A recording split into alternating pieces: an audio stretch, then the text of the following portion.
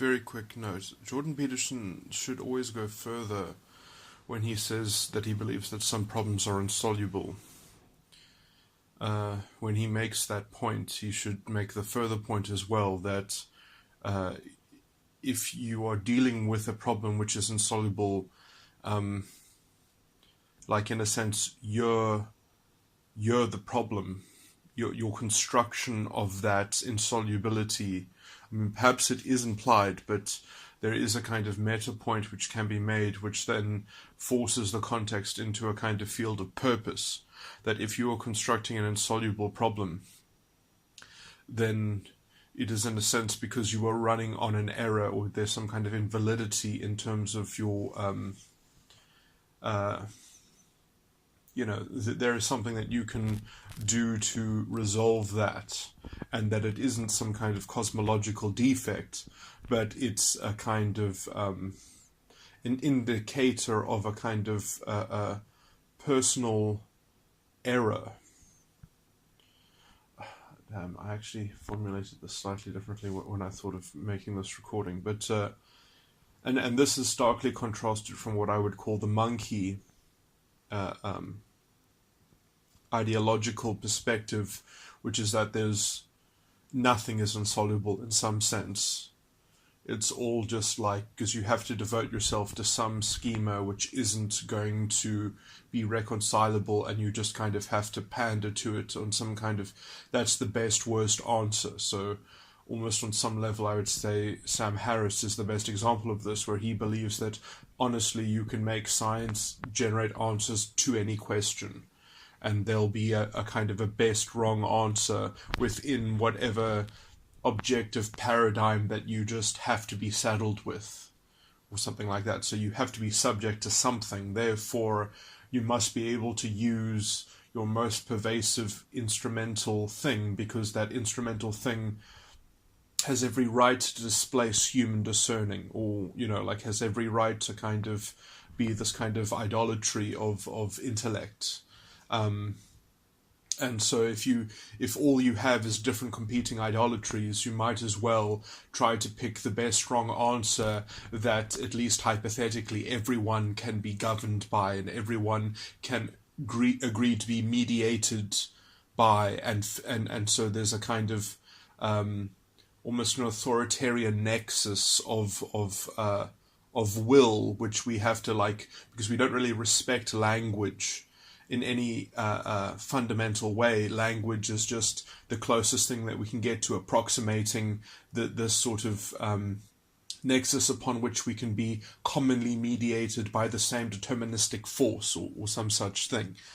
And so that there's no such thing as right or wrong, truth or untruth or whatever. It's just how close are you to that machine, that device, which is the only commonality that we could ever share, even if, so you just so right and wrong is kind of, in a sense, I don't want to use the word socially constructed, because in this Sam Harris kind of metaphor, it wouldn't be socially constructed, or I mean, it would be synonymous with social construction, but I mean, it kind of defies description, because it is the highest authority with which man can ever hope to be subjugated by.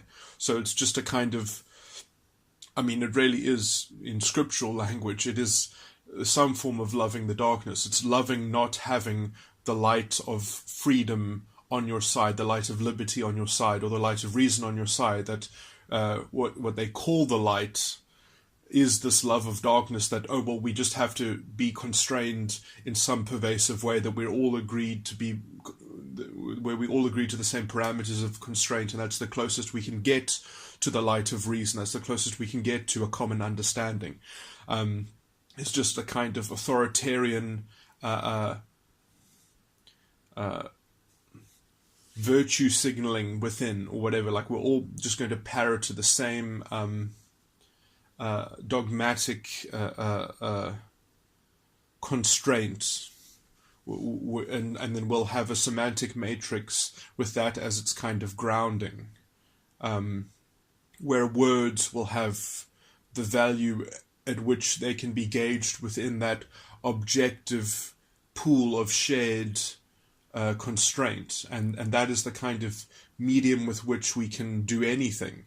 And so when you're living in that kind of idolatry matrix, or I don't know how else to kind of characterize it in a short form, the best way to describe it is that it is the best wrong answer. So because there's no such thing as some kind of transcendental truth, so because there's no transcendental truth, we have to compromise on the best wrong answer, which is the rightest answer that we can ever have anyway. So when you talk to someone who doesn't have that same paradigm, you just, well, like Sam Harris would probably just think that they're just philosophically stupid or some such thing, because he's already kind of made hope on the grounds of a transcendental truth completely impossible, because his philosophical it's hard to even call it philosophy, because it really is just the idolatry of some kind of objectivism or some kind of physicalism or some kind of determinism. It just presumes, and this is the worst thing about determinism, is that it cannot prove itself, and it only ever presumes that it is already operative. So it's the worst kind of blind faith, and because literally it is just presuming that you are already correct and not listening to anything contrary to it, because you have to presume that you're already correct to do anything from your framework. And so this is the formula of literally loving your own subjugation, loving your own ignorance, loving your own not understanding, and calling not understanding the real understanding. This also is a link to in the Christian doctrine. It talks about Lucifer being able to disguise himself as an angel of light. This is the same property here. These are all intellectual things. These are all psychological properties. So that's how I understand the doctrine anyway. But so it's somewhat analogous to Jordan Peterson. But I think this is a fundamentally important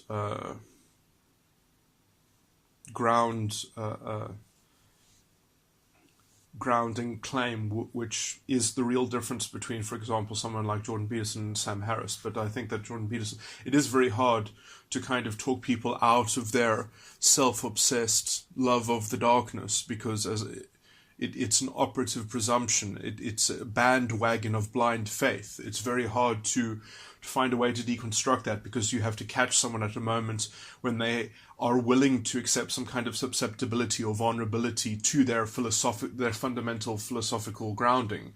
And so, and when you have one which is grounded in so much blind faith and presumption, you can't, how can you actually deal with it? So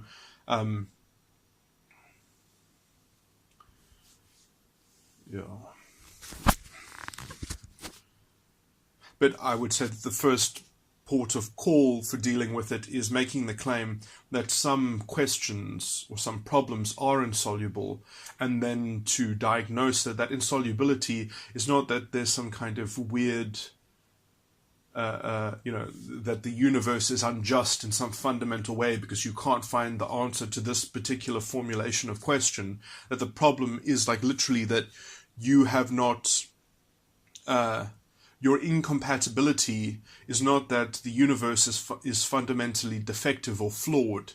It's that your style of operation, your personality, your how you want to kind of the character which you're trying to operate from, that is the misaligned. In almost some kind of Aristotelian.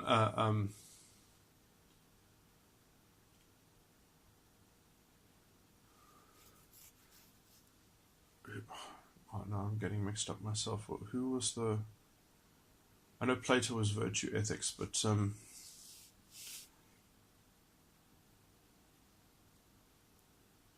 who was the one that had character?